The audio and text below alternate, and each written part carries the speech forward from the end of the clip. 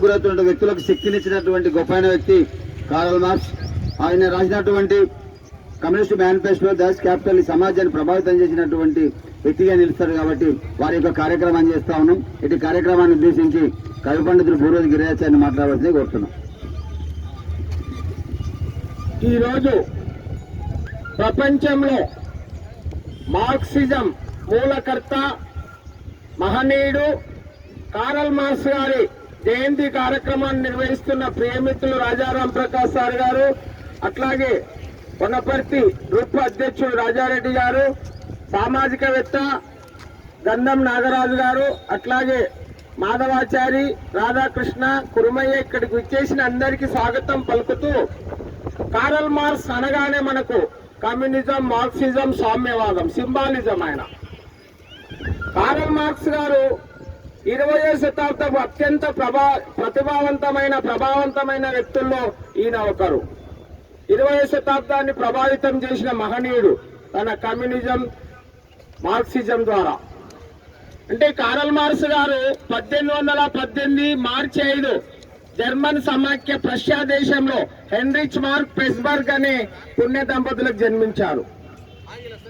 ఆయన తర్వాత అక్కడే బార్న్ యూనివర్సిటీలో తత్వశాస్త్రము చదివాడు. అందుకే ఆయన తత్వవేత్త, పాత్రికేయుడు, సామాజికవేత్త, సాంఘిక శాస్త్రాన్ని ప్రభావితం చేసిన మహనీయుడు. సాంఘిక శాస్త్రాల మూలకర్త అని కూడా అంటారు సోషలిజం ద్వారా.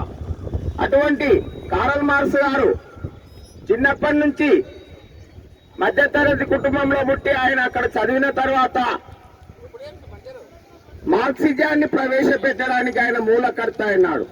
అంటే ఆయన ప్రపంచాన్ని గమనిస్తూ ఆయన అన్ని దేశాలు బహిష్కరించిన చివరికి లండన్ లో స్థిరపడ్డాడు.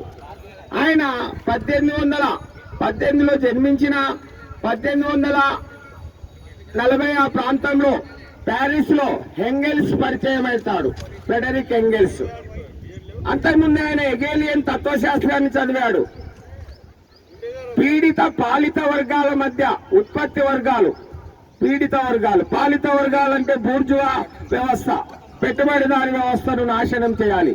అంటే నాశనం అంటే ఒక రకంగా వాళ్ళ నియంతృత్వాన్ని, అంటే శ్రామిక వర్గాలకు ప్రాధాన్యత ఇవ్వాలి, శ్రమ విలువను గుర్తించాలని అంటే గతి తార్కిక భౌతికవాదాన్ని ప్రవేశపెట్టిన మహనీయుడు ఎంగెల్స్ ద్వారా. ఈయన మొట్టమొదట ఎంగెల్స్ తో కలిసి కమ్యూనిస్ట్ మేనిఫెస్టో 1848లో ప్రకటించారు. అదే ప్రపంచంలో విప్లవాలకు, సామ్యవాదానికి మూలం. తర్వాత ఈయన టాష్ క్యాపిటల్ అనే గ్రంథాన్ని కూడా, అందులో ఉత్పత్తి, శ్రమ విలువ, అంటే బూర్జువా, పెట్టుబడిదారులు, అదంతా వివరంగా రాసిండు సామ్యవాదం, కమ్యూనిజం. కనుక ఆయన ప్రవేశపెట్టిన మార్క్సిజం వల్ల ప్రపంచంలో చాలా దేశాలు, ఆ రోజుల్లో రష్యా విప్లవం మొదలైంది.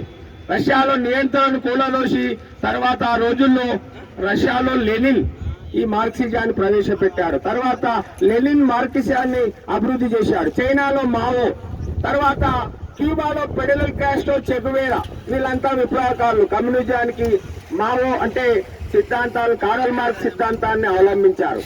కనుక ఈ రోజు కూడా రష్యా ఒక కమ్యూనిస్ట్ దేశంగా, భూతల స్వర్గంగా విల్లసిల్లుతుంది. చెగువేరా, ఫిడెల్ కాస్ట్రో క్యూబాలో నియంత్రణను ఎదిరించి వాళ్ళు కూడా సామ్యవాదాన్ని. ఇప్పుడు దక్షిణ కొరియా కిమ్ కూడా మనకున్నాడు. ప్రపంచంలో కొన్ని దేశాలు ఇప్పుడు కూడా కమ్యూనిస్టు దేశాలుగా ఉండి ప్రజలను సామ్యవాదం వైపు నడిపించి అక్కడ పెట్టుబడిదారులు ఉన్నారు. ప్రభుత్వమే అన్ని నిర్వహిస్తుంది సామ్యవాదం. అందుకే మన భారత రాజ్యాంగంలో కూడా సార్వభౌమత్వ సమాఖ్య సామ్యవాద భారతదేశంగా కూడా ప్రకటించిండ్రు పాచికంగా. కనుక సామ్యవాద సిద్ధాంతము, కమ్యూనిజం సిద్ధాంతానికి మూలకర్త ఎవరంటే మన మార్క్సిజం. కనుక మార్క్సిజం అనేది ప్రపంచంలో చాలా దేశాలు తాడిత పీడిత వర్గాలకు అది ఒక వరం లాంటిది. మన భారతదేశంలో కమ్యూనిస్టు పార్టీలు, సిపిఐ, సిపిఎం ఇవన్నీ కూడా మార్క్సిజం మీదనే ఆధారపడ్డాయి. ముప్పాల రంగనాయకమ్మ కూడా విజయవాడలో ఈ టాష్ క్యాపిటల్ అనే గ్రంథాన్ని, అంటే రష్యా నుంచి సంబంధించిన పుస్తకాలన్నీ విజయవాడలో విశాలాంధ్ర పబ్లిషింగ్ హౌస్ లో ప్రచురితం అవుతాయి. అవంతా కమ్యూనిస్టు సిద్ధాంత భావజాలం గల వారంతా చదువుతారు. అందుకే కమ్యూనిజం అనేది ఎప్పుడు పేదల వైపు నిలబడుతుంది. ఎందుకంటే ఎక్కడైతే పీడిత వర్గాలు ఉంటారో వాళ్ళ శ్రమశక్తి విలువను ఈ బూర్జువా పెట్టుబడిదారు దోపిడీ చేస్తుంటే వారికి అన్యాయం జరగకుండా పోరాడేది మార్క్సిజం. అందుకే మార్క్సిజంలో నేనంటున్నాను మానవతా విలువలు ఉన్నాయి. ఎందుకంటే సంపద అనేది ఒకరి దగ్గరే ఉండవదు, అందరూ సమానంగా ఉండాలి.